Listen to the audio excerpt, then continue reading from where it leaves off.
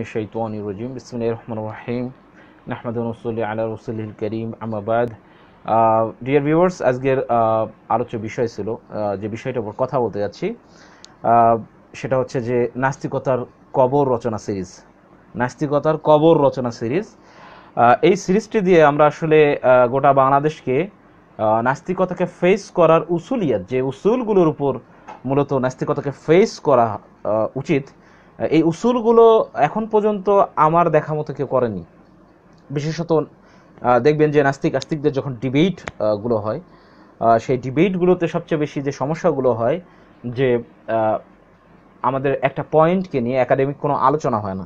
এবং এই সমস্যাটার কারণে যেটা হয়ে থাকে সেটা হলো যে আপনারা দেখে থাকবেন, আপনি হয়তো বা আস্তিক হতে পারেন, আপনি যখন একজন নাস্তিকের সঙ্গে মিটে যাচ্ছেন, দেখা যাচ্ছে যে এলোমেলোভাবে সাবজেক্টগুলোকে কিন্তু তারা মিক্স আপ করে ফেলে।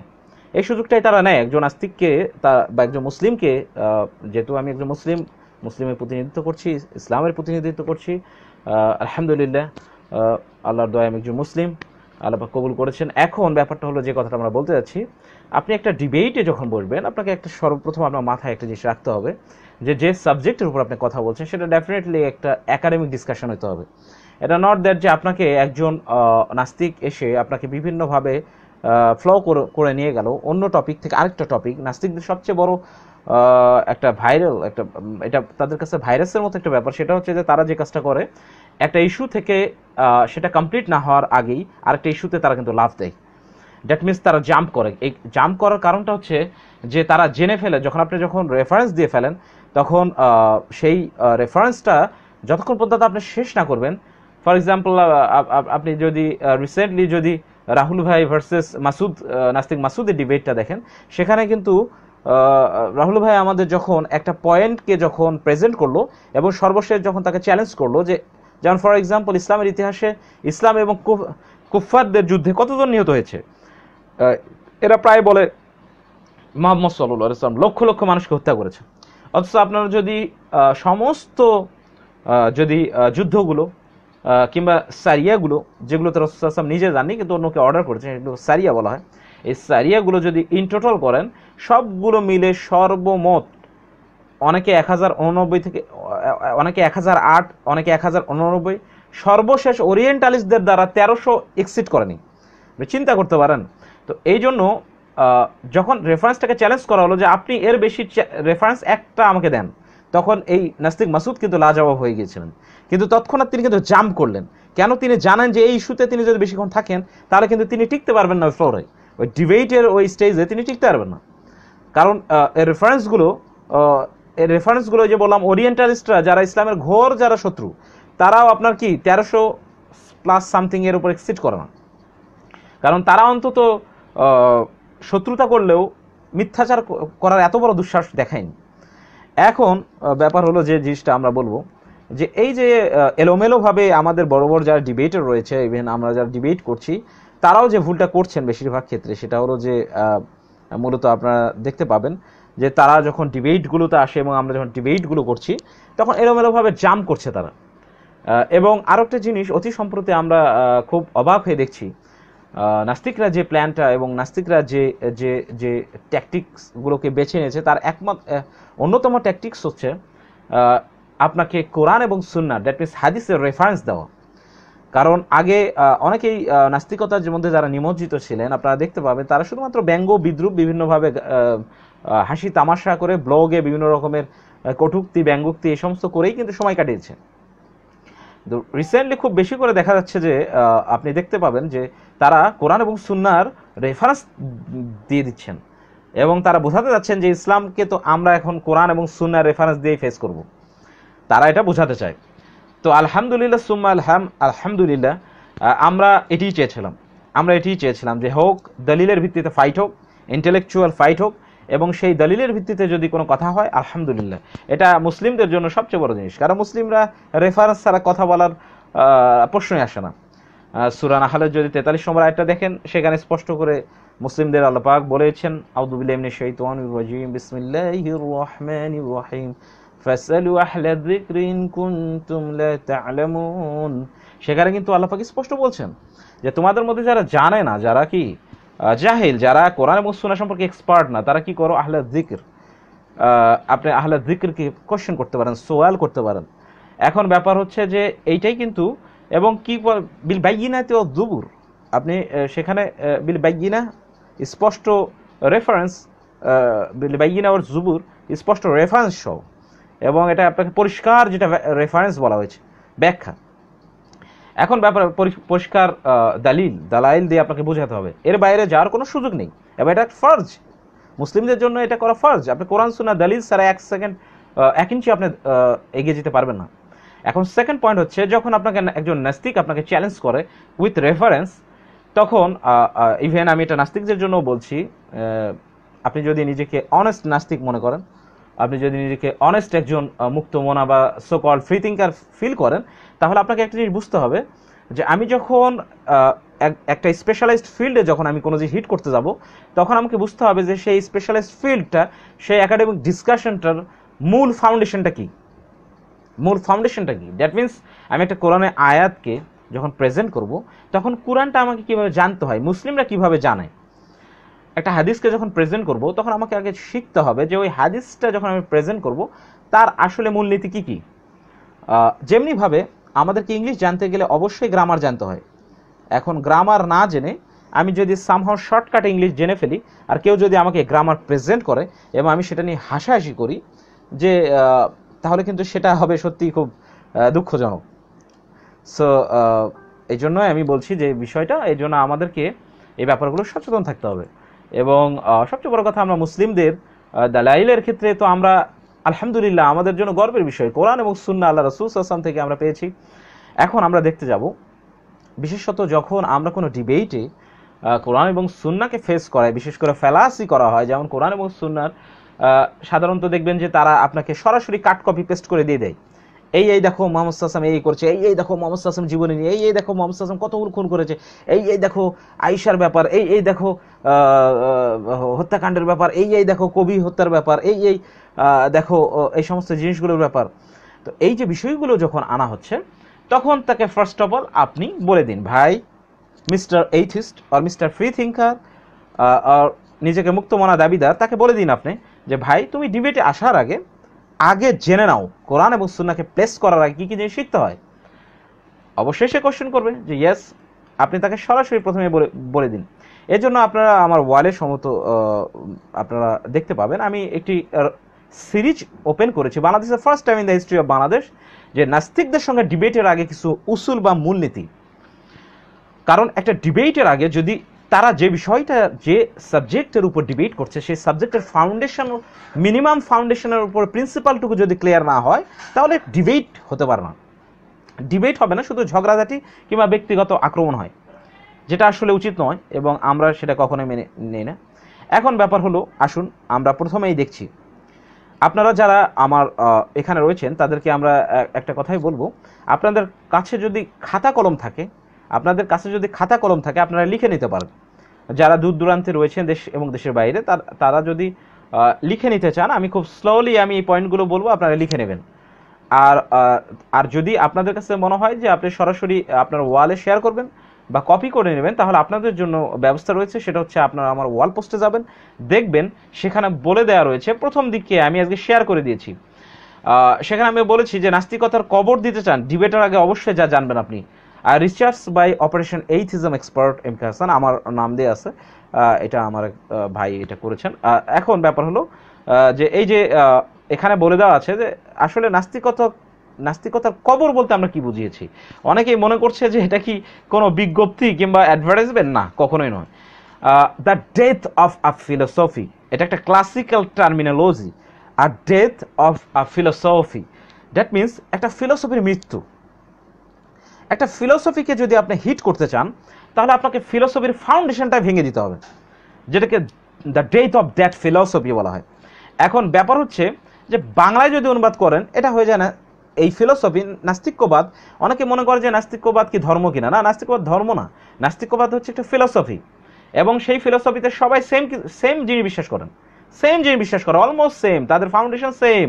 আপনি যদি বড় বড় এইথিস্টদের বইগুলো পড়েন, বড় বড় এইথিস্টদের সবাই একমত, তাদের ইজমা রয়েছে, এথিস্টদের ইজমা, এবং এইথিস্টদের ইজমা রয়েছে কিভাবে আপনারা দেখবেন, রিচার্ড ডকিংসের প্রত্যেকটা জিনিসকে আপনি লরেন্স ক্রস দেখবেন ফলো করে, লরেন্স ক্রসকে ফলো করে তাদের যে সাঙ্গপাঙ্গরা। দ্যাট মিনস এটা একটা ফিলোসফির উপর ভিত্তি করে সবাই কিন্তু তারা এই ফলোটা করছে। তো এই এইথিস্ট ফিলোসফির উপর যারা দাঁড়িয়ে তারা যখন আমাদেরকে চ্যালেঞ্জ করতে আসে, তার আগে ফার্স্ট অফ অল তাদেরকে আমরা যেরকম ডিবেটের আগে কিছু মূলনীতি হিসাবে ক্রোড়পত্র বলেন কিংবা একটা ছোট্ট যেটাকে আমরা একটা যদি ডিবেটের মূলনীতি বলেন সেটা ধরিয়ে দেওয়া হয়, তেমনি তাদেরকেও একটি ডিবেটের মূলনীতি ধরিয়ে দিবেন। 1 নম্বর কথা হলো, আমি বলছি ভালো করে শুনুন কিংবা লিখে নিতে পারেন আপনারা, 1 নম্বর ডিবেটের মূলনীতি হচ্ছে কোরআন হাদিসের ক্ষেত্রে অনুবাদ নয়, কোরআন হাদিসের ক্ষেত্রে অনুবাদ নয়, বুঝ নিতে হবে সালফে সালিহিনদের কাছ থেকে, এই হিসাবে তাদের ধরতে হবে। না আমি আসলে আজকে কাউকে এখন যুক্ত করব না, আসলে এই মূলনীতি নিয়ে আমরা আলোচনা করব, আমরা যুক্ত করব আমার লাইভটা শেষে, আপনাদেরকে সময় দেওয়া হবে, এখন কোনো কেউ কথা বলবেন না আশা করি। প্রথম পয়েন্টটা আমরা তাহলে ক্লিয়ার, যেটা বলছি আমি, কোরআন হাদিসের ক্ষেত্রে অনুবাদ নয়, বুঝ নিতে হবে সালফে সালিহিনদের কাছ থেকে, সালফে সালিহিনদের কাছ থেকে। আচ্ছা, এই হিসেবে তাদেরকে ধরবেন, দ্যাট মিনস নাস্তিকদেরকে ধরা হবে। যেমন একজন নাস্তিক যদি একটা আয়াতকে ধরেন সূরা তাওবার একটা আয়াতকে প্রেজেন্ট করলো, আপনি তাকে সাথে সাথে বলে দিবেন যে আপনি যে কোরআনের আয়াতটাকে প্রেজেন্ট করলেন, কোরআন আয়াতটাকে আপনি বুঝে শুনে প্রেজেন্ট করেছেন তো? বিকজ আপনাকে 1 নম্বর পয়েন্টটাকে ক্লিয়ার হতে হবে, আপনি যে কোরআন আয়াতটা দিলেন আমাকে বা হাদিসটা প্রেজেন্ট করলেন, আপনি শুধু অনুবাদ দেখে জাস্ট ওই কোরআন এবং হাদিসের যে অনুবাদ এটা দেখে বুঝেছেন? ওই কোরআনের আয়াতে যে আরেকটা কোরআনের আয়াত দিয়ে ব্যাখ্যা হতে পারে, ওই কোরআনের আয়াত যে আরেকটা হাদিস দিয়ে ব্যাখ্যা হতে পারে, এবং এটা যে আমরা আপনার বিশেষ করে সালফে সালিহিন কারা, যেমন আল্লাহ রাসূল সাল্লাল্লাহু আলাইহি ওয়াসাল্লামের সেই হাদিস থেকে এসেছে যে খায়রুল কুরুনি কারনি সুম্মা আল্লাযীনা ইয়ালুনহুম সুম্মা আল্লাযীনা ইয়ালুনহুম সুম্মা আল্লাযীনা ইয়ালুনহুম। দ্যাটস মিনস আল্লাহ রাসূল সাল্লাল্লাহু আলাইহি ওয়াসাল্লাম 3 যুগ এবং সালফে সালিহিনকে ধরা হয় আইম্মায়ে মুস্তাহিদিন সহ। এইটা হচ্ছে সালফে সালিহিনদের মানহাজ বলা হয়। দ্যাট মিনস তারা যে উপায় এবং যে পদ্ধতিতে দিনকে ফলো করেছে, এটা হচ্ছে সালফে সালিহিনদের মানহাজ। তারা যে উপায়ে যে পদ্ধতিতে কোরআন এবং সুন্নাহকে বুঝেছেন, এইটা কি মানহাজ। আমরা কিভাবে কোরআন এবং সুন্নাহকে বুঝি? আমরা একটি কোরআনের আয়াতকে, যেহেতু এখন মজার বিষয় হচ্ছে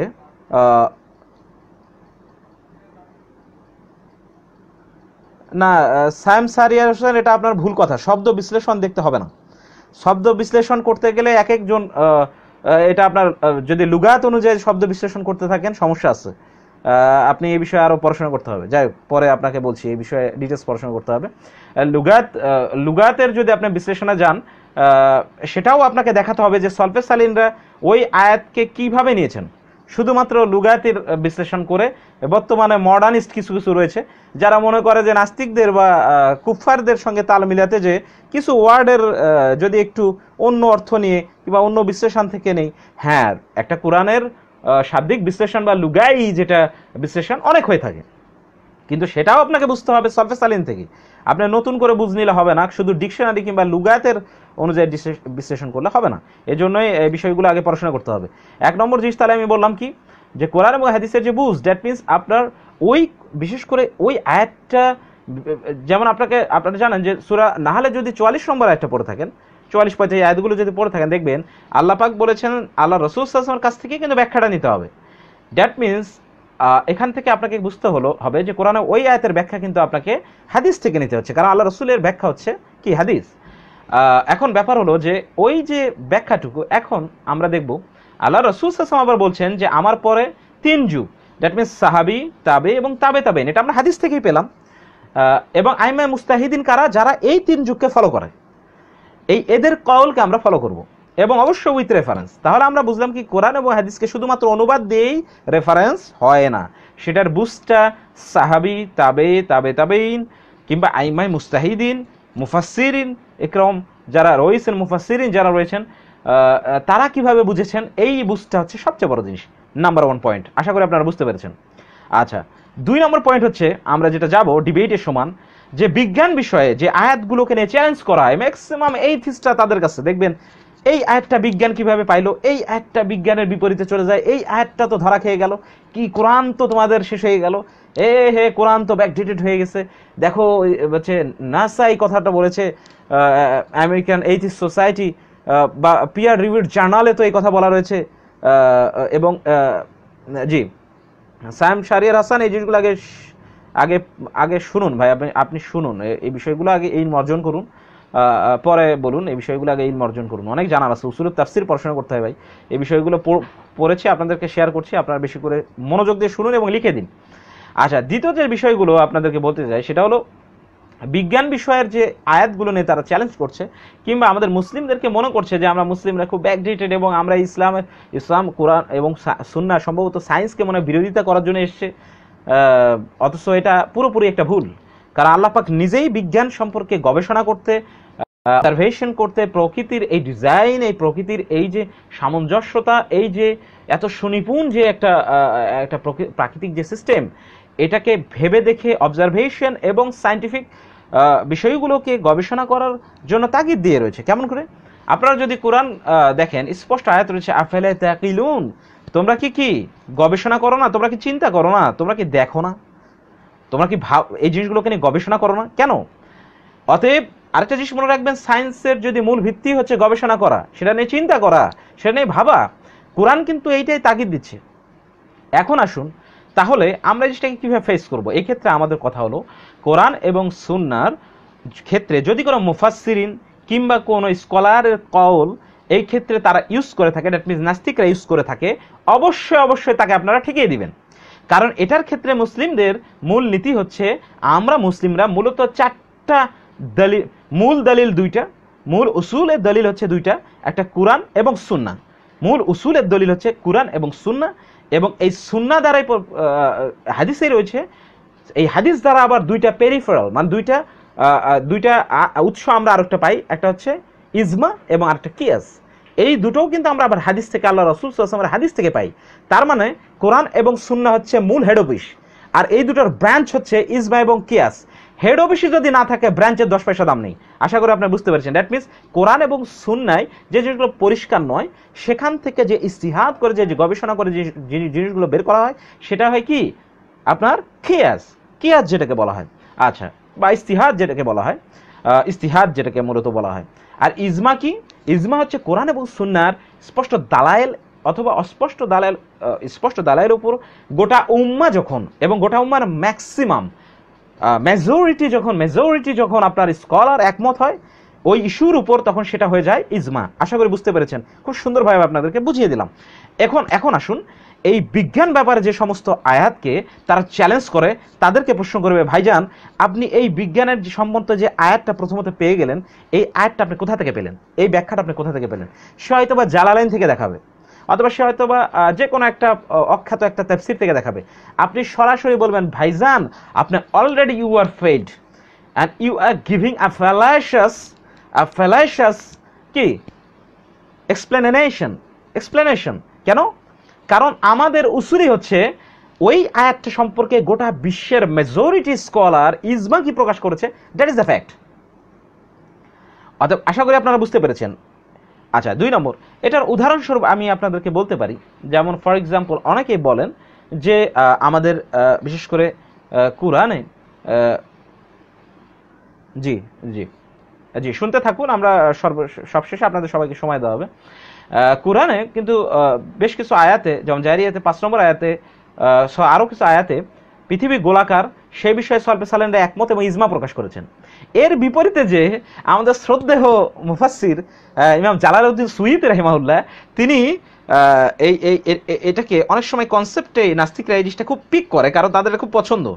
তারা কি করছেন, ফ্ল্যাট আর্থ, যেটাকে সমতল ভূমির ব্যাপার বা সমতল পৃথিবীর এই কনসেপ্টটাকে খুব সুন্দরভাবে সেখান থেকে কপি করেছেন। কিন্তু তাদের জানা উচিত এই জালালাইনে কিন্তু প্রচুর ভুল রয়েছে। জালালাইন শরীফে আকীদাগতরও সমস্যা রয়েছে। শুধু তাই না, ইমাম জালালউদ্দিন সুয়ুতী অনেক কিছু তাফসির আপনার হচ্ছে রায়ের উপর দিয়েছেন। আপনারা জানেন তাফসির 2 রকম, একটা হচ্ছে তাফসির বির রায়, বা আর একটা হচ্ছে তাফসির বির রিওয়ায়াত। দ্যাট মিনস রায়টা হচ্ছে যারা ইস্তিহাদ ভিত্তিক তাফসির, আর একটা রিওয়ায়াত হচ্ছে কোনটা, যেটা কোরআন এবং সুন্নাহ ভিত্তিক তাফসির। এই জন্য আগে বুঝতে হবে যে কোন তাফসিরগুলো অথেন্টিক।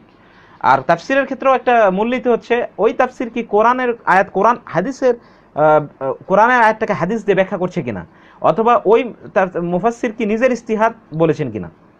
আচ্ছা, অর্থাৎ আপনারা বুঝতে পেরেছেন মনে হয় দ্বিতীয় ঘটনাটা। তার মানে আমরা বুঝলাম যে কোনো আয়াতে বিজ্ঞান বিষয়ে কোনো জিনিসকে যদি চ্যালেঞ্জ করে তাহলে এক দুজন মুফাসসিরের কোনো কথা গ্র্যান্ট হবে না। ইজমা কোনটা বলেছে, মানে বেশিরভাগ মুফাসসির ওই বিষয়ে কি বলেছে সেটা আমরা মেনে নেব, অথবা সলফে সালিনরা ওই বিষয়ে কি বলেছেন, তাদের ইজমা রয়েছে কিনা এটা আমরা চেক করব। এক্ষেত্রে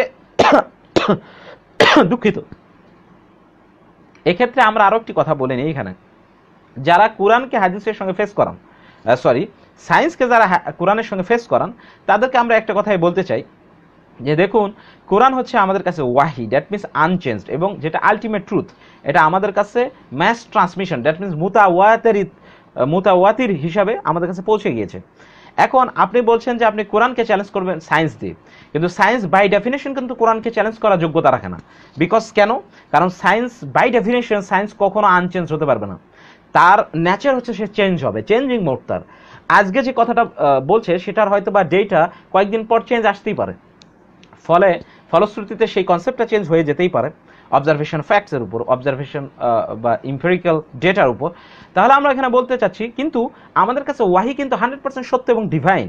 তাহলে যে জিনিসটা আনচেঞ্জ ফরএভার, সেটাকে আপনি চেঞ্জিং মোডের আরেকটা জিনিস দিয়ে কীভাবে ফেস করেন? বাই ডেফিনেশন আপনার এটা একটা ফ্যালাসি। এই কথাটা আমি যারা ডিবেটে অংশগ্রহণ করে তাদেরকে আমি মনে রাখার জন্য বলবো। আশা করি দুই নম্বর পয়েন্টটা আপনারা বুঝে গেলেন। আচ্ছা, 3 নম্বর পয়েন্টের ক্ষেত্রে আমরা বলবো কুরআন ও হাদিসের ক্ষেত্রে সেই আয়াত বা হাদিস কোনো অবস্থায় পরিপ্রেক্ষিতে নাজিল হয়েছে, যেমন যুদ্ধক্ষেত্রে নাকি স্বাভাবিকভাবে, অবশ্যই এটা ধরবেন। এসব আয়াত নিয়ে সলফে সালেনদের কল কী ধরনের সেটার বুঝটাই নিতে হবে। তার মানে এই পয়েন্টটা বলছে এটাই যে যখন আপনাকে নাস্তিকরা কোরআন এবং হাদিসের রেফারেন্স দেবে, তখন সেই আয়াতটা বা সেই হাদিসটা কোন অবস্থার পরিপ্রেক্ষিতে নাজিল হয়েছে, বা কোন অবস্থার পরিপ্রেক্ষিতে অর্ডার দেওয়া হয়েছে, বা কোন অবস্থার পরিপ্রেক্ষিতে এই বিষয়টা এসেছে, সেই জিনিসটাকে ক্লিয়ার হতে হবে। 1 নম্বর পয়েন্ট, যেটাকে আসবাবুন নুজুল কোরআনের ক্ষেত্রে, অথবা যেটাকে শানে নজুল অনেকে আমরা বলে থাকি বাঙালিরা, যাই হোক, তো এই বিষয়টা আমাদের কাছে ক্লিয়ার হতে হবে। হাদিসের ক্ষেত্রেও সেই নজুলের যে বিষয়গুলো, কনটেক্সটগুলো আমরা যেন পরিষ্কার থাকি, এটা তাদেরকে নড়তে দেওয়া যাবে না। আচ্ছা, 2 নম্বর পয়েন্ট হচ্ছে ওই ঘটনা নিয়ে সলফে সালেনদের মতামতটাও ক্লিয়ার করতে হবে। তার আগে আমরা এক পা এগুতে দেব না। এখন আসুন, নাস্তিকদের বহুল প্রচারিত এবং বহুল কাট কপি পেস্ট মার্কা একটি প্রশ্ন রয়েছে। প্রশ্নটি কি ভাইজান?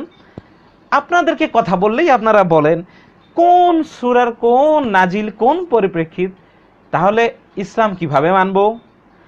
এই প্রশ্নটা করেই একজন নাস্তিক নিজেই নিজেকে মার্ডার করে দেয়। কেমন করে নিজেই নিজেকে মার্ডার করে দেয় তার 1 নম্বর উত্তর শুনে রাখুন এবং তাদেরকে জানিয়ে দিন। সেটা হলো, তারা মনে করে কোরআন এবং হাদিস মূলত ফিকশনাল একটা বই। দ্যাট মিনস কোনো হয়তো বা গল্প, গাঁজাখুরি গল্প লেখা রয়েছে, যে গল্পের কোনো আগামাথা নেই এবং যেটার কোনো কনটেক্সট বুঝতে লাগে না। মজার বিষয় হচ্ছে কোরআন এবং সুন্নাহ কিন্তু মূলত আল্লাহ পাক, আল্লাহ রসুল সাল্লাল্লাহু যখনই কোনো সমস্যার সম্মুখীন হয়েছেন, তখনই আল্লাহ রসুল সাল্লাল্লাহু কিন্তু কি ওই অবস্থার পরিপ্রেক্ষিতেই কিন্তু কোরআন এবং সুন্নাহ নাজিল করা হয়েছে ওয়াহি হিসাবে। অতএব বোঝা গেল কোরআন এবং সুন্নাহকে বুঝতে গেলে অবশ্যই ওই অবস্থার, ওই সিচুয়েশনকে বুঝতে হবে। কারণ আল্লাহ রসুল সাল্লাল্লাহু যেমন বলা হইল যে আপনি রূহ সম্পর্কে বলুন, আল্লাহ রসুল সাল্লাল্লাহুকে কোরআনে আল্লাহ পাক স্পষ্ট করেছেন যে রূহ বলো, রূহ হচ্ছে আল্লাহ পাকের জাস্ট নির্দেশ মাত্র। তাহলে তাহলে আমরা বুঝতে পারছি এখান থেকে যে আল্লাহ রসুল সাল্লাল্লাহুকে যখনই জিজ্ঞেস করা হয়েছে, আল্লাহ পাক ওই অবস্থার পরিপ্রেক্ষিতে সেই উত্তর কোরআন এবং সুন্নাহর মাধ্যমে দিয়েছেন।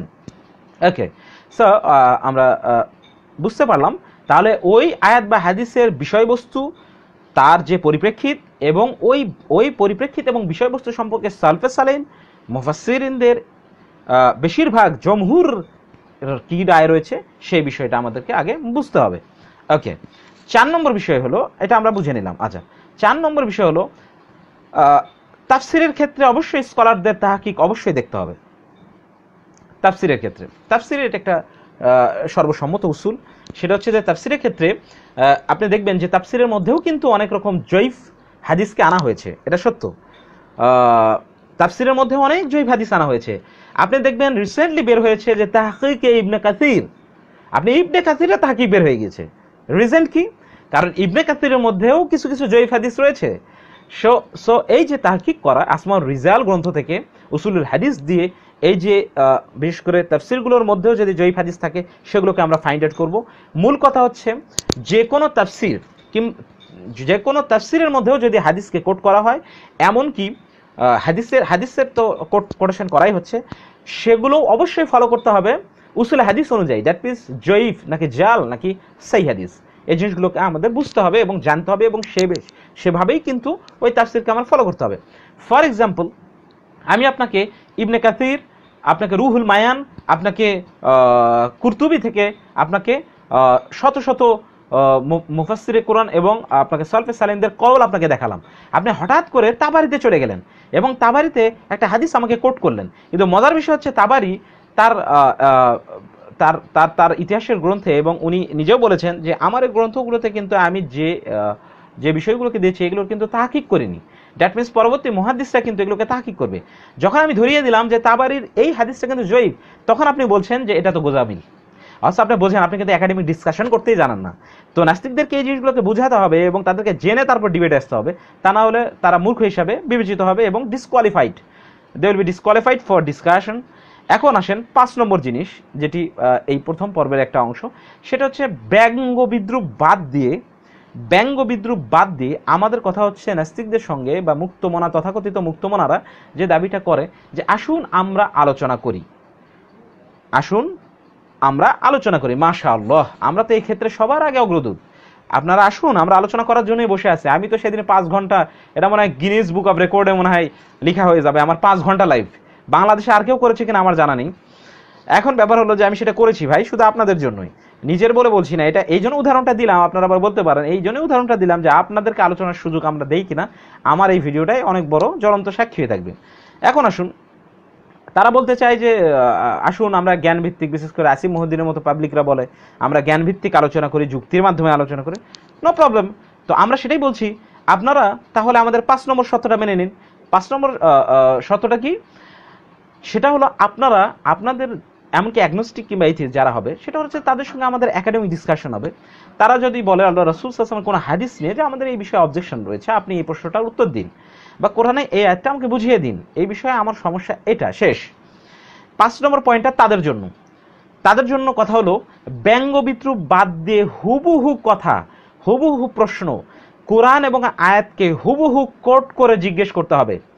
নাস্তিকরা কিংবা সকল মুক্তমনারা যদি একটি শব্দও যদি এর মধ্যে ঢুকিয়ে দেয়, সাথে সাথে ডিবেটের জন্য ডিসকোয়ালিফাইড হয়ে যাবে। আশা করি বুঝতে পেরেছেন।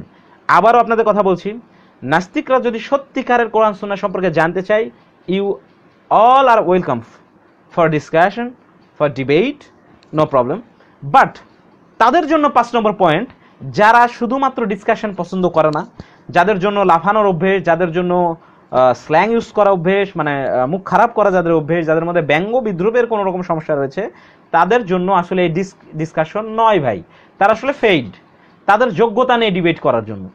5 নম্বর পয়েন্টটা আবার আমি শুনিয়ে দিচ্ছি, ব্যঙ্গ বিদ্রুপ বাদ দিয়ে হুবহু কোরআন এবং হাদিসকে কোট করে বলতে হবে। এর বাইরে একটি শব্দ ব্যঙ্গ বা বিদ্রুপ করলে সাথে সাথে সে ডিসকোয়ালিফাইড হয়ে যাবে।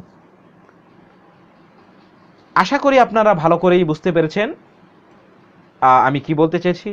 এই 5টি পয়েন্ট খুব সুন্দরভাবে বুঝবেন আশা করি, এবং এই 5টি পয়েন্ট হচ্ছে ডিবেটের একটা মূলনীতি, এবং এই 5টি পয়েন্টকে মাথায় না রাখলে আসলে ডিবেটে এগুলো যাবে না। ওকে, এখন আমরা আসবো দ্বিতীয় পর্বে। এখন আমরা চলে আসবো দ্বিতীয় পর্বে। জি, এখন আমরা আসবো দ্বিতীয় পর্বে, এবং এটা খুব শর্টকাটে করে ফেলছি, কিছু কিছু নাস্তিক ভাইদের আমরা সুযোগ দেব। জি, এখন আমরা আসবো দ্বিতীয় পয়েন্টে। আবার বলছি, নাস্তিকতার মিথ্যাচারের বিরুদ্ধে যারা দাওয়াত দিচ্ছেন ও ডিবেট করছেন, তারা মুখস্থ করে নিন ও শেয়ার করে সবাইকে জানিয়ে দিন। নাস্তিকদের সাথে ডিবেটের আগে যে মূলনীতিগুলো অবশ্যই মনে রাখবেন, এবং নাস্তিকরাও অবশ্যই সেটা মাথায় রাখতে হবে। এবার তাফসিরের ক্ষেত্রে বলছি, তাফসিরের ক্ষেত্রে মূলনীতি হলো, যদি তাফসির কারো কোনো হাদিস দিয়ে দলিল দেন, সেটির তাহকিকের পরে নাস্তিকদের দলিল দিতে হবে। কোন অবস্থায় উসুলে হাদিসের মূলনীতির বাইরে গিয়ে ডিবেট করলে ডিবেটে নাস্তিকদের পরাজয় বলে গৃহীত হবে, যেটা আমি আগেই বলেছি। আচ্ছা, দ্বিতীয় পয়েন্ট হলো, তাফসিরের ক্ষেত্রে ও হাদিসের ক্ষেত্রে জমহুর সাহাবী, তাবেন ও তাদের রেফারেন্স ও আইম্মায়ে মুস্তাহিদিন ইমামদের কওল গৃহীত হবে। বিচ্ছিন্নভাবে 2-1 জন ইজতিহাদ গ্রহণযোগ্য নয়। আশা করি বুঝতে পেরেছেন। আগের পয়েন্টেরই একটা এক্সপ্লেনেশন এটা। 3 নম্বর, আবারও বলছি, বিজ্ঞান বিষয়ক আয়াতের রেফারেন্স ও বিচ্ছিন্ন কোনো তাফসির কারক বা কোনো ইমামের কল দলিল নয়, দলিল হলো ওই বিষয়ে মুসলিম ও উম্মার ইজমা কি তাই। 4 নম্বর, কোনো মুফাসসির যদি তাফসিরের রায় মানে তার ইস্তিহাদের উপর কোনো ব্যাখ্যা দেন, এর বিপরীতে যদি অন্য মুফাসসির কোরআন ও বেশিরভাগ মুফাসসির কোরআন ও হাদিসের রেফারেন্স ও সলফে সালেনদের কল দিয়ে রেফারেন্স দেন, তা গ্রহণযোগ্য বেশি হবে। 5 নম্বর হলো উসুলে হাদিসের তাহকিকে জমহুর মুহাদ্দিসরা যে যারা তাদিল করেছেন, জমহুরের বেশিরভাগের সাক্ষীর ভিত্তিতেই হাদিস বা আসারের তাহকিক গৃহীত হবে। আশা করে বুঝতে পেরেছেন। এইটা হলো আমাদের দ্বিতীয় পর্ব। এই দুইটো সিরিজ আমরা আজকে এক করে দিলাম। কারো যদি বোঝার সমস্যা থাকে আপনারা এখন আমার সঙ্গে অ্যাড হতে পারেন। আশা করি এই 10টা পয়েন্ট মাথায় রেখে তারপর কোনো নাস্তিক ডিবেটে আসবেন। এর একটি পয়েন্টের যদি কোনো একটি যদি ফ্যালাশাস কোনো কিছু যদি আপনাদের মধ্যে হন, সাথে সাথে আপনার লাইন কেটে দেওয়া হবে এবং আপনি ডিবেটে ডিসকোয়ালিফাইড বলে আপনি বিবেচিত হবেন। আশা করি বুঝতে পেরেছেন। এখন এই 10টি পয়েন্টকে আগে মুখস্থ করে তারপরে আপনারা একজন আস্তিক বা একজন মুসলিমের সঙ্গে ডিবেট করতে আসতে পারেন। You all are welcome. আপনারা যে কেউ আপনারা ওয়েলকাম জানাচ্ছি আপনাদেরকে, যে কেউ আসতে পারেন। এবং আমি বলবো যে আমার এই ভিডিওটা আপনারা সবাই এটা ডাউনলোড করে রাখবেন এবং যখনই কোনো ডিবেট করতে যাবেন নাস্তিকদের সাথে কিংবা সকল মুক্তমনাদের সাথে, সবার আগে এই ভিডিওটা একবারের জন্য হলেও দেখে নেবেন। তাতে করে আপনারা উপকৃত হবে এবং তাতে করে বিশেষ করে কোরআন এবং সুন্নাহর সত্যিকারে বোঝার ক্ষেত্রে আপনারা উপকৃত হবেন, আকীদার ক্ষেত্রেও অনেকটা পরিষ্কার হয়ে যাবেন এবং সলফে সালেনদের মানহাজ কিভাবে অনুসরণ করতে হয় সেটাও একটা বড় জিনিস। আমি সেটা এর মধ্যে সংক্ষিপ্তভাবে বোঝানোর চেষ্টা করেছি। আশা করি আপনারা বুঝতে পেরেছেন। তো এই হলো আমাদের কোরআন এবং সুন্নাহর দালাইলের ভিত্তিতে আমরা ঠিক করেছি। জি জি, আপনাদের মধ্যে কেউ যদি এই বিষয়ের উপর কথা বলতে চান, এই বিষয়ের বাইরে না, এই বিষয়ের উপর কথা বলতে চান, সে অ্যাড হতে পারেন। জি, আপনাদের মধ্যে কেউ যদি আমি যে নাস্তিকতার কবর বিষয়ক যে সিরিজটা রচনা করেছি, সিরিজ 1 ও 2, এই বিষয়ে যদি কথা বলতে চান, তাহলে আপনারা এই 10টি বিষয়ের উপর এই 10টি পয়েন্টের উপর কথা বলতে পারেন। আচ্ছা, তানভীর আহমদ শরীফ ভাই সে অ্যাড হতে চাচ্ছে। তানভীর ভাই, আপনাকে আমি অ্যাড দিচ্ছি।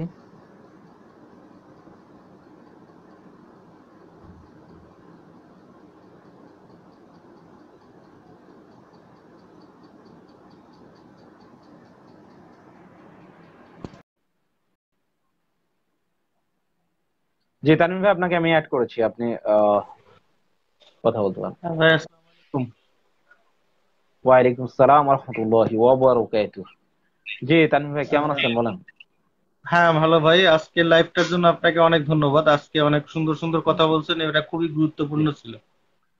জি মানে জি, এই গ্রুপেই জাযাকাল্লাহ। আগে যেটা হতো যে এরকম র্যান্ডম ডিবেট করা হতো, গালিগালাজ এটা ওটা। পরে যেটা করলাম, আমি একটা কোড অফ কন্ডাক্ট চালু করলাম কয়েকটা আচ্ছা আয়াত এবং হাদিস দিয়ে, যেটা হচ্ছে সূরা আনামের 108 নং আয়াত, সূরা 108 নাহলের নম্বর। জি 125 নং আয়াত, আর সূরা জি, বাকারা 256 নং আয়াত, এবং একটি হাদিস যে 256 মুহাম্মদ নম্বর। জি ইসলাম কাউকে কোনোদিন গালি দেননি। এটা আমি নীতিমালা জি তৈরি করলাম জি জি এবং জি এইটা পরে হইতেছে অ্যাডমিন হিসাবে, কোড অফ কন্ডাক্ট হিসেবে ছড়াই দেওয়া হলো যে আপনার জি যেখানে ডিবেট করুন এই রুলটা আগে মেনে ফলো করুন, জি, যে অবশ্যই। পুত্তলিকদের খারাপ কথা বলতে পারবেন না, জি জি আর যাদের সাথে হিকমার সাথে সুন্দরভাবে বিতর্ক করুন, আর দিনের ব্যাপারে কারো জবরদস্তি নেই, আর এটা যে মোহাম্মদ ইসলাম কাউকে গালি দেন নাই।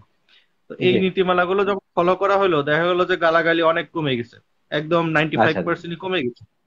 এবং জি যেটা জি হচ্ছে, জি তখন দেখা গেলো অমুসলিমরাও গালি দিতে লজ্জাবোধ করা শুরু করলো। তারা চিন্তা জি করলো গালি দিলে তো মানে আমাদের সব হচ্ছে, আমাদের অমুসলিম যদি গালি দেয় আমাদের সব হচ্ছে। তো সেটা আপনারা জি বলি জি যে জি আপনারা গালি দিতে রাগান্বিত হয়ে পাল্টা গালি না দিয়ে তাদেরকে বলেন যে আলহামদুলিল্লাহ, আমরা খুশি জি জি জি, যে আপনারা গালি দিচ্ছেন, আলহামদুলিল্লাহ। কোনো জি সমস্যা নেই, আমাদের সব হচ্ছে। মনোজ ইসলামকে আল্লাহ জি গালি জি, সময় তাকে গালি দিছে, কিন্তু মনোজ ইসলাম গালি কখনো খাওয়া গালি দেন সুন্নাহ। নাই। হ্যাঁ জি হ্যাঁ, জি গালি জি খাওয়া শুন। তো এইটাতে করে হয়েছে আমাদের গ্রুপে এখন 95%ই বলা যায় গালাগালি মুক্ত। জি তা জি জি ইনশাল্লাহ। এটা কিন্তু যেটা হচ্ছে যে তথাকথিত নাস্তিক গ্রুপ এবং হিন্দু গ্রুপ, তারা কিন্তু এই হুম, আজ পর্যন্ত মানে, এবং খ্রিস্টানরাও আমার এই কোড অফ কন্ডাক্টের কাউন্টার তৈরি করতে যেও পারে নাই। 1 বছর আচ্ছা। ধরে চেষ্টা ধরেও তারা এই কোড অফ হুম, কন্ডাক্টের কাউন্টার করতে পারেনি। তাই বললাম যে আপনাদের তো ধর্ম প্রচারের কোনো নীতিমালাই নাই, জি জি জি জি নাস্তিকবাদীদেরও নাই, খ্রিস্টানদেরও নাই, হিন্দুদেরও নাই, এজন্য তারা রাত দিন গালিগালাজ করে পোজ দেয়। তো সবার প্রতি হুম, একটা হুম, জি, জি। অনুরোধ, প্লিজ আপনারা এই যে হিন্দু গ্রুপে যারা এভাবে গালিগালাজ করে হিন্দু অ্যাডমিনরা পোস্ট দেন, এবং তথাকথিত নাস্তিক গ্রুপে যারা হিন্দুরা নাস্তিক সাথে পোস্ট দেন, আপনারা দয়া করে গালিগালাজ করবেন না। আপনারা শুধু জি, জি, জবাবটা দিয়ে চলে আসবেন। আপনারা জি। মুসলিম হিসেবে দায়িত্ব একটাই, যে জাস্ট জবাবটা দিয়ে পরে চলে আসবেন। সে যদি তার মনে যদি ইচ্ছাই থাকে আসলে আচ্ছা সত্যটা তানভীর জানার, ভাই, সে জেনে নেবে। তানভীর ভাই, একজন নাস্তিক হ্যাঁ। দেখুন, সে নিজেই ডিসকোয়ালিফাইড এই মাত্র হয়ে গেল। মাশাআল্লাহ, আমি হুম। আসলে এটাই চাচ্ছিলাম যে আজকে এই বিষয়টা আপনাদের একটু, যেমন আমরা ভাই সায়েন্সের স্টুডেন্ট যারা ছিলাম তাদেরকে হুম। থিওরিটিক্যালি ফার্স্ট আপনার হচ্ছে আর্কিমিডিসের নীতি সম্পর্কে বলা হতো, রাইট? পরে কিন্তু উদাহরণ যেটা হ্যাঁ। প্র্যাকটিক্যাল আমাদের বলা হয়, এটা হচ্ছে সায়েন্সের একটা নীতি, একটা একটা একটা প্রিন্সিপাল। এখন আসুন সাইন্টিফিক্যালি একজনকে একটু ধরি, সেটা হচ্ছে টম লালি। যদিও উনি ফেক আইডিধারী এবং উনি নিজেকে পরিচয় দিতে হয়তো বা লজ্জাবোধ করেন, তো যাই হোক, এটা নিয়ে কোনো কথা নয়। উনি বলছেন সূরা লাহাব কায়েম করুন। সূরা লাহাবে আল্লাহ পাক গালিগালাজ করেছেন। টম লালি সাহেব, আপনি প্রথমে ডিসকোয়ালিফাইড হয়ে গেলেন ভাই, আমি দুঃখিত। কারণ আপনি আমার 4 নম্বর যে পয়েন্টটা, সেটা ডিসকোয়ালিফিকেশনের জন্য আপনি 4 নম্বর পয়েন্টটা ভায়োলেট করেছেন এবং আপনি ফেলাসি করেছেন। আপনাকে আমি বলেছি যে শানে নজুল এবং সলফে সালেনদের যে কওল, মানে এটা তো ওইটার কোরআনের বিষয়ে একটা কি কি হাদিস মজেজা। এক্সপ্লেনেশন রয়েছে। যে তানভীর ভাই, আমি বলছি, মজার বিষয় হুম। হলো, তারপরে বলছি, সূরা লাহাব নাজিলের একটা সবচেয়ে বড় কারণ হচ্ছে যে আল্লাহ রসুলকে আবুল হাব প্রথম গালি দিয়েছিলেন, ধ্বংস হোক কি, ধ্বংস হোক কি, মোহাম্মদ তুমি ধ্বংস হও। তারই পরিপ্রেক্ষিতে আল্লাহ রসুল আল্লাহ পাক কিন্তু এই সূরাটাকে কি করেছেন, নাজিল করেছেন। এবং তানভীর ভাই, আমি আমার স্টাইল একটু বলি, আমি নাস্তিক সহ হুম। সমস্ত মুক্তমনা ভাইদেরকে অত্যন্ত সম্মানের সাথে তাদেরকে মরা পর্যন্ত চ্যালেঞ্জ দিলাম। আবারও বলছি, কোট আনকোট, এবং আপনারা এটা আমার রেকর্ড রাখেন, ভিডিওটা আমার আমার মরা পর্যন্ত, হায়াতে জিন্দেগি আমার সময় থাকলে তো দিলাম, আর আমি মারা গেলে আমার সন্তান দেবে ইনশাআল্লাহ। আপনাদেরকে মরা পর্যন্ত সময় দিলাম। আবু লাহাবের আগে আল্লাহ রসুল সাল্লাল্লাহু আলাইহি ওয়াসাল্লাম গালি দিয়েছেন, একটা রেফারেন্স কোন মায়ের সন্তান যদি প্রমাণ করতে পারেন, ইমকা হাসান জীবনে ভিডিও মুখ দেখাবে না। আশা করি বুঝতে পেরেছেন। আপনাদেরকে মরা পর্যন্ত হায়াতে জিন্দেগিতে সময় দেওয়া হলো, যে আগে মোহাম্মদুর রাসূলুল্লাহ সাল্লাল্লাহু আলাইহি ওয়াসাল্লাম গালি দিয়েছেন বা কোনো কথা বলেছেন, একটা রেফারেন্স কোনো মায়ের সন্তান যদি প্রমাণ দিতে পারো, আমি জীবনে ভিডিও আসবে না। অন রেকর্ড থাকলো 24 ঘন্টা, আপনাদেরকে 24 ঘন্টার রাত দিন চ্যালেঞ্জ দিয়ে রাখলাম। আপনি আমাকে নক করে আমার সঙ্গে ডিবেটে আসবেন, আমি আপনাকে সময় দিলাম। আর যদি না আসি, এই ভিডিওটা সবাইকে দেখাই দিবেন যে এম কাসা পালিয়েছে, যান, গো আহেড। অর্থাৎ বুঝতে পেরেছেন, আপনি 5 নম্বর পয়েন্ট অনুযায়ী টম লালি সাহেব আপনি ডিসকোয়ালিফাইড। আপনি মিথ্যা তথ্য দিয়েছেন, শানে নজরুলকে পুরাটাই উল্টে দিয়েছেন, এবং এই জন্যই আপনি এই ডিবেটে শুরুটা হওয়ার জন্য যে যোগ্যতা লাগে, সেই যোগ্যতা হারিয়ে ফেলেছেন ভাই। আপনাকে সম্মানপূর্বক রাখলাম, ইউ আর ডিসকোয়ালিফাইড। জি তানভীর ভাই বলুন। হ্যাঁ, তো সেটাই বলতেছিলাম, আসলে হচ্ছে কোরআনের মজেজা গুলোই তারা জানে না, প্লাস হচ্ছে তারা আসলে জি, যেগুলো অভিযোগ করে সেটাই দেখা যায় কোরআনের মজেজা, এবং এটাই পাল্টা জি, তাদের বিপক্ষে চলে যায়। তা আমি যে হিন্দুত্ববাদের পরাজয় যে সিরিজ গুলো লিখতেছি, ওরা এক একটা অভিযোগ করে, আর দেখা যায় সেই অভিযোগ নিয়ে আমি যখন কোরআন সুন্নাহ নিয়ে আলোচনা করতেছি কোরআন হাদিস থেকে, সেই টপিকে তারাই দেউলিয়া হয়ে যাচ্ছে।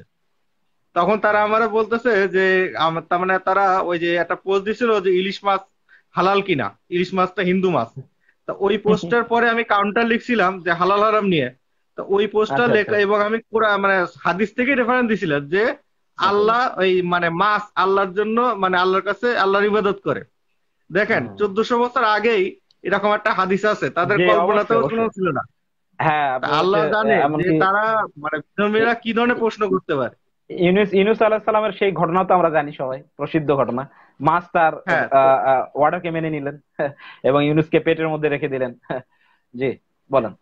হ্যাঁ, তারপরে যে হালাল হারাম নিয়ে পোস্ট করলাম এবং ওটা নিয়ে লাইভও করলাম, তো দেখা গেল জি, কি তাদের ওখানে মানে রেফারেন্সই নাই যে মাংস কি কোন ধরনের মাংস খাওয়া যাবে, কিভাবে খাওয়া যাবে।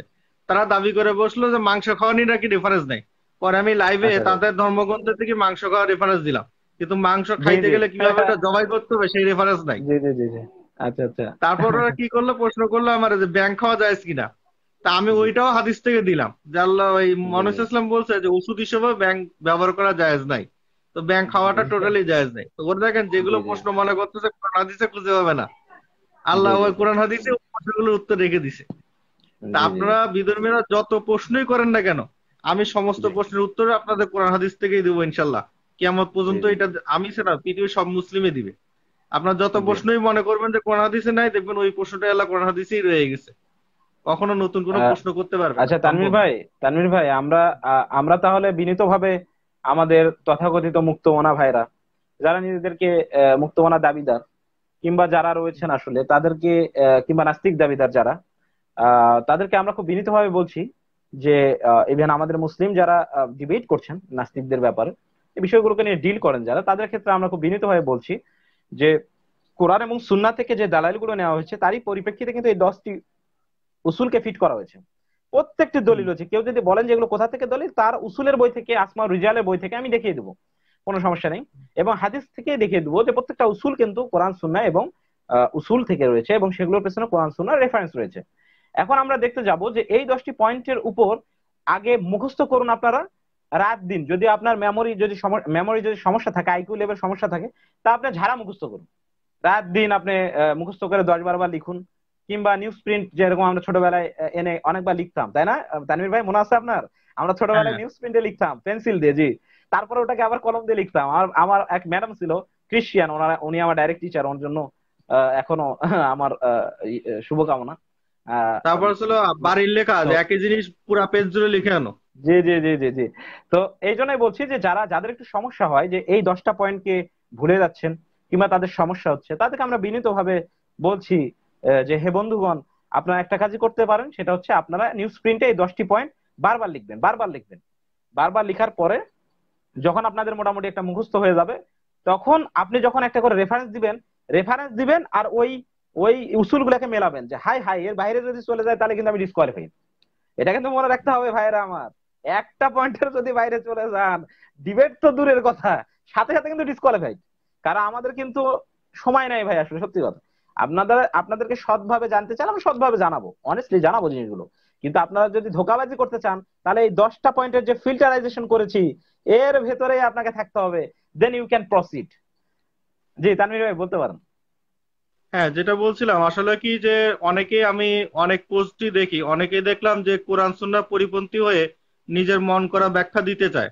মানে জি জি মানে অবশ্যই। অনেক কিছু আছে যেটা হলো বিজ্ঞানের সাথে যায় না, কিন্তু তারা জি বিজ্ঞানের জি। সাথে মিলাইতে চায়। এটা করার কোনো না এটা ঠিক নয়, এটা প্রয়োজনীয়তাই ঠিক নেই। নয়, কখনো নয়, কারণ কখনো হচ্ছে নয়। জি কোরআনটা নাজিল হয়েছে মানুষের জীবন বিধানের জন্য, বিভিন্ন জি যে ধর্মীয় কুসংস্কার গুলো আছে সেগুলো দূর করার জন্য। এখানে কোরআন জি। হাদিসে মিলানোর কোনো প্রয়োজনীয়তা নাই। আপনাকে না। দেখতে হবে যে এটা কোন কুসংস্কারটাকে সংস্কার করছে, বা জি তাদের জি কোন যে বিধর্মীদের কোন সমস্যাটা ছিল সেটা বলছে, নিষেধ করছে, সেই জিনিসটা বুঝতে হবে। এখানে আপনারা জি এই যে আসিফের কথা হলো, আপনি এই ইসলাম অন্য ধর্মরে ছোট করতেছে, তাই বলছে ভাই, অন্য ধর্ম ছোট করার কিছু নেই। আরেকটা জি ধর্মের জি। একটা কুসংস্কার ছিল, সেটা ইসলাম নিষিদ্ধ করছে। তা আপনি যদি হুম, এটারে হুম, বলেন মানে কোরআন বিজ্ঞান পরিপন্থী হয়ে গেছে, এটা তো ভুল, কারণ একটা কুসংস্কারই তো বিজ্ঞান পরিপন্থী।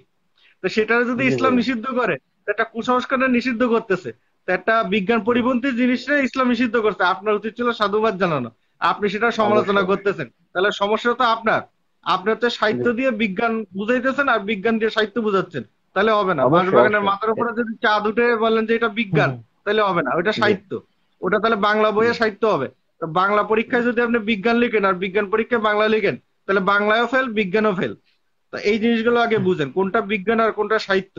তো বিজ্ঞান আর জি। সাহিত্যের পার্থক্য বুঝে তারপরে আপনার সাথে আলোচনা করতে হবে। যে কোরআন হাদিস গুলা বিজ্ঞানের সাথে সম্পর্কিত বা আচ্ছা বিজ্ঞানের সাথে তানভীর ভাই, যায়, সেটা তানভীর ভাই, আলহামদুলিল্লাহ, আমি না একটু গেলেও কোনো সমস্যা নেই। দু তিনজন এথিস্ট ভাইদেরকে আমাদের একটু যুক্ত করি, আপনাকে পরে আবার দিচ্ছি, হ্যাঁ? ভালো হ্যাঁ, থাকবেন ভাই। ইনশাল্লাহ। আসসালামু আলাইকুম। জি, হিমালয় হিমু ভাই, হিমালয় হিমু, আপনি আমাকে অ্যাড দিন, আপনাকে আমি অ্যাড দিচ্ছি, আপনি অ্যাড হন।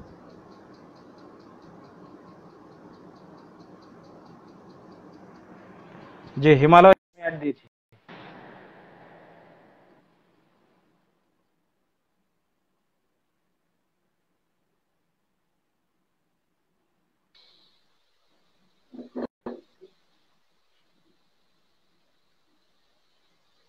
জি আপনি শুনতে পাচ্ছেন? জি ভাইয়া, শুনতে পাচ্ছি। ভালো আছেন? এই তো ভাইয়া আলহামদুলিল্লাহ, কেমন আছেন? জি, আমিও ভালো আছি। আহ আপনার কাছে জি ভাই, আজকে আজকের প্রশ্ন। আজকের বিষয়ের উপর যদি কথা বলতেন, আপনি মনে হয় পড়েছেন, রাইট? জি জি, আমি একটি বিষয়ের উপরে প্রশ্ন করবো আজকে। মানে আমি চাচ্ছি সত্য শিওর শিওর সন্ধান শিওর। করতে। আমি কোনো ধর্ম ভুল প্রমাণ অবশ্যই করতে অবশ্যই, জি। আসিনি। না অবশ্যই অবশ্যই। না আসলে কেউ কোনোদিন ভুল আর প্রমাণ করা করি না, আমাদের আসলে নলেজের এক্সচেঞ্জ দরকার, রাইট? আমরা আমরা নিজেদের থেকে শেয়ার করি, এটাই বলতে পারি, জি। কোরআনের সূরা সাবার 12 এবং 14 নম্বর আয়াতে বলা হয়েছে সুলাইমান আহ জিন দ্বারা তার কাজ করাতেন। তিনি একটি মসজিদ মানে তৈরি হুম করার জন্য জিনকে আদেশ করেন এবং তারপর জিনরা কাজ করার অবস্থায় সে মারা যায়। কমপক্ষে 1 বছর সে এই অবস্থায় লাঠি ভর দিয়ে দাঁড়িয়ে ছিল। এখন কথা জি জি হচ্ছে জি যে সে 1 বছর সেখানে লাঠি দাঁড় করে মানে ভর দিয়ে দাঁড়িয়ে থাকে, তাহলে 1 বছরের মধ্যে কেন তাকে পোকা আক্রমণ করে? মানে ওরা লাঠির মধ্যে পোকা আক্রমণ করেছে, তারপর যখন জিনেদেরও কাজ শেষ, লাঠিও ভেঙে গেছে, সেও পড়ে গেছে, তারপর মানুষ বুঝতে জি পারছে জি যে সে মারা গেছে। এখন কথা হচ্ছে যে সে একজন রাজা, সুলেমান হচ্ছে একজন রাজা, তাহলে তার হুম মন্ত্রীরা কোথায়? রাস্তা দিয়ে পথিক যায়, আচ্ছা আচ্ছা ওরা কেন তাকে দেখলো না? আর যদি একজন মানুষ কখনোই 1 বছর একটানা মাংস জি।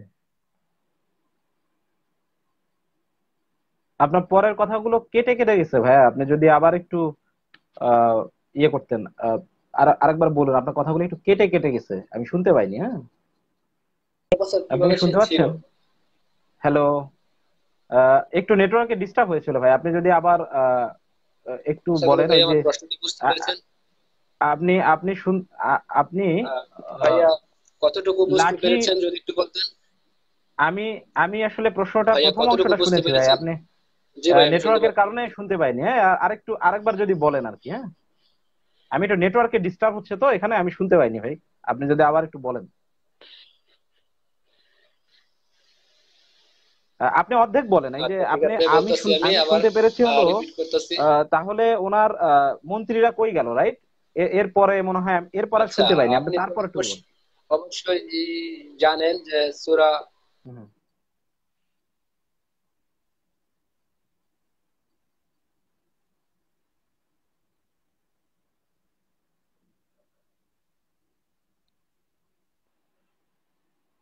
কথা আসছে না ভাইয়া আপনার নেটওয়ার্কে, আমি বুঝতে পারছি না, নেটওয়ার্কের সমস্যা হচ্ছে মনে হয়।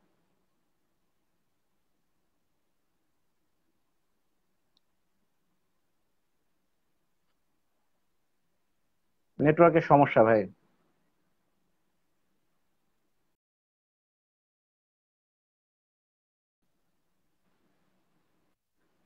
আচ্ছা, হিমালয় হিম ভাই, আপনি আপনার নেটওয়ার্কের কারণে মনে একটু সমস্যা ছিল। যাই হোক, আমরা আসলে ওই আয়াতটা সম্পর্কে একটু আলোচনা করি। সেটা হচ্ছে মূলত, তাহলে আমাদের এই 10 পয়েন্টের মধ্যে বলে দেওয়া রয়েছে সেখানে যে আমরা মূলত কোরআন আয়াতকে কিভাবে বুঝবো। সেটা হলো যে মুফাসসির যারা রয়েছে তাদের আইমায়ে মুস্তাহিদিন, তারা সলফে সালেহ এই জিনিসটা আল্লাহ রাসূল সাল্লাল্লাহু আলাইহি ওয়াসাল্লাম থেকে কিভাবে বুঝেছেন। সেটা হচ্ছে মূলত এই আয়াতটা দ্বারা যেটা বোঝানো হয়েছে যে এই আয়াতটা মূলত আল্লাহ পাকের যে গায়েব, কিংবা তার যে গায়েবের যে একটা একমাত্র মালিক তিনি, এটি মূলত এই আয়াতটার শিক্ষা এবং প্রত্যেকটা মুফাসসিরও তাই বলেছেন। কারণ দেখুন, বাদশা সুলাইমান আলাইহিস সালাম যখন মারা গিয়েছেন, তারপরে উনি দেখুন, অথচ কিন্তু কেউ জানতেন না। এই আয়াত দ্বারা এটাই উদ্দেশ্য যে গায়েবের মালিক কিন্তু একমাত্র আল্লাহ, এমনকি আপনি চিন্তা করেন কেউ সেটা বুঝতেও পারেনি। এটা অত্যন্ত সিম্পলি ব্যাপার। আর এই জিনিসগুলো আমাদের কাছে রেফারেন্স অনুযায়ী এসেছে, এর বাইরে